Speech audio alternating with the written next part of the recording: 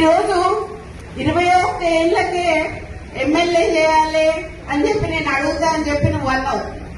మరి ఇప్పుడు డైపర్లు వేసుకొని ఇప్పుడే తిరుగుతలేడు ఆయన.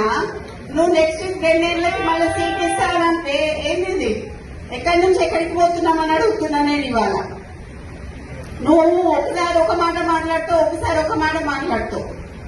నువ్వు కొన్న మురళికి ఎందుకు రాజకీయంగా ఆయన తోకదలుచుకున్నావు? బీసీలను తోకదలుచుకున్నావా? సరే, నేను అనుకున్నా లాస్ట్ టైం మాట్లాడినట్టు రెడ్ల కాంగ్రెస్ అనుకున్నా.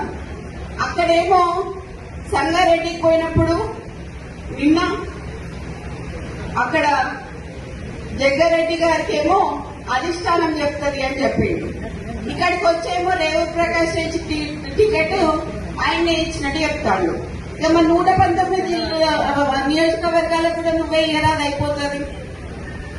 ఏదైనా కాంగ్రెస్ లా గుర్తుపెట్టుకో, రేవంత్ రెడ్డి అధిష్టానం నిర్ణయిస్తుంది తప్పితే ఇక్కడ సీల్డ్ కవర్ సీఎం ఉండదు తప్పితే సీఎం అనేది కుర్చీని కాపాడుకోవాలనంటే కొంచెం నిబద్ధతలు ఉండాలి.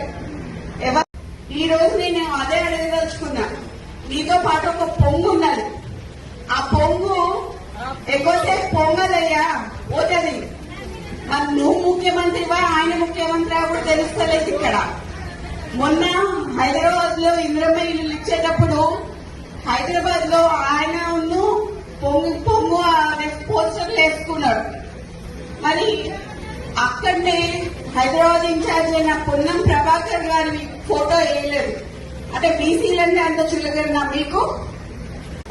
ఈరోజు నిన్నొచ్చి నెక్స్ట్ ఎలక్షన్ గురించి మాట్లాడినావు కదా. 2 ఏళ్ళ ఎలక్షన్ల తర్వాత రేవూరు ప్రకాష్ రెడ్డిని గెలిపియాలి అని చెప్పినాం. రేవూరు ప్రకాష్ రెడ్డి అంటే పర్కాలకి తెలియదు, పర్కాలంటే రేవూరు ప్రకాష్ రెడ్డికి తెలియదు ఎలక్షన్ల ముందట. అవునా కాదా? ఎవరొచ్చిండు? కొండ మురళి వచ్చి తిరిగితే రేవూరు ప్రకాష్ రెడ్డి గెలిచిండు. ఈ రోజు 4-5 నియోజకవర్గాలలో తిరిగి ఆ రోజు గెలిపించుకున్న వ్యక్తి, నువ్వు కార్లో కూర్చోబెట్టుకుని తిరిగిన వ్యక్తి ఈ రోజు ఎందుకు గుర్తొస్తలేదు నీకు? అంటే ముఖ్యమంత్రి అయితే కళ్ళు నెత్తికెక్కినాయా అని అడుగుతారా నేను నిన్ను? నాకు భయం లేదు. ఇవాళ పోతే రేపు 2 నాకు. ఎందుకు అనంటే నా బిడ్డ నా కొడుకు ఎవరన్నా చూసుకుంటారు వాళ్ళని. నేను ప్రజల కోసం పనిచేసేదాన్ని, నేను ప్రజల మధ్యలో ఉండేదాన్ని. ఈ రోజు మా నాన్న నాకు అట్లే పెంచిండు, నన్ను భయం లేకుండా పెంచిండు. నేనెవరికి భయపడను, సావుకి భయపడను. కానీ ఈ రోజు చాలా ఈ 2 ఏళ్ల వారికి ఎందుకయ్యా ఇవాళ రాజీనామా చేయమని చెప్పు. ఇవాళ రాజీనామా చేసి ఎలక్షన్లకు రా. నా ఇల్లు ఇక్కడ మంచినీళ్ళు ఉన్నది, 3 అంతస్తుల బిల్డింగ్ నీకు ఇస్తా. వచ్చి అక్కడనే ఉండి రేవూరు ప్రకాష్ రెడ్డికి నువ్వు వచ్చి క్యాన్వసింగ్ చేయి. రేవూరు ప్రకాష్ రెడ్డి గెలుస్తాడా లేకపోతే కొన్న కుటుంబంలో ఎవరి నుంచి గెలుస్తాడు? ఈ రోజు మంత్రులకి ఇప్పుడు మా దగ్గరికే చాలా మంది బీసీ ఎమ్మెల్యేలు వచ్చినారు, మీరు అపాయింట్మెంట్ ఇవ్వట్లేదని చెప్పి. కొత్త ఎమ్మెల్యేలకి రిప్రజెంటేషన్స్ ఎక్కడ ఇవ్వాలో కూడా తెలియట్లేదు. మంత్రులు ఏమైనా సంతకాలు అవుతున్నాయంటే అవి అవ్వట్లేదు. మీరేం చేస్తున్నారు? సరే, ఇప్పుడు వేం నరేందర్ రెడ్డికి సలహాదారుడిగా మీరు ఇచ్చారు కదా. నేను అడగదలుచుకున్నది ఒకటే ఏంటంటే, మరి 3 ఏళ్లలో వేం నరేందర్ రెడ్డి ఏం సలహా ఇచ్చిండు నీకు? నువ్వు ఏం సలహా పాటించి ఏం చేసినావు ప్రజలకు చెప్పాలి. నువ్వు ఆయన ఇచ్చిన సలహా ఏంటిది?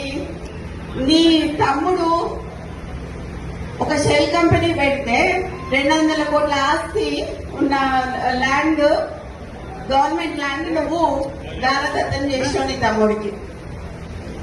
ఇట్లా నీ తమ్ముళ్ళు నువ్వు రాష్ట్రం మీద పడి తింటాం తప్పితే ఇంకేం చేయలేదు. అట్లాంటిది నా ఇలాకాకు వచ్చి, కొండ ఇలాకాకు వచ్చి రేవూరు ప్రకాష్ రెడ్డిని మళ్ళీ గెలిపించమని చెప్పడంలో మీ ఆంతర్యం ఏంటిది అని అడుగుతున్నా నేను ఇవాళ. ఎందుకు మాతో పెట్టుకుంటున్నావు? ఎందుకు మమ్మల్ని ఇట్లా చేస్తున్నావు? మేము కాపతనోళ్ళమమ్మా, మాకు వ్యవసాయం వచ్చు కానీ ఊడిగం చేయటం రాదు. మేము పద్మశాలోళ్ళం, మాకు నేత నేయటం వచ్చి తప్పితే ఊడిగం చేయటం రాదు మీలాగా. బ్రోకరిజం చేసి ఇవన్నీ చేసుకుంటే మీ చుట్టూ తిరుగుతున్న వాళ్ళు ఎవరైతే ఉన్నారో తప్పుడు సంకేతాలు పోతున్నాయని చెప్పి చెప్తున్నా మీకు.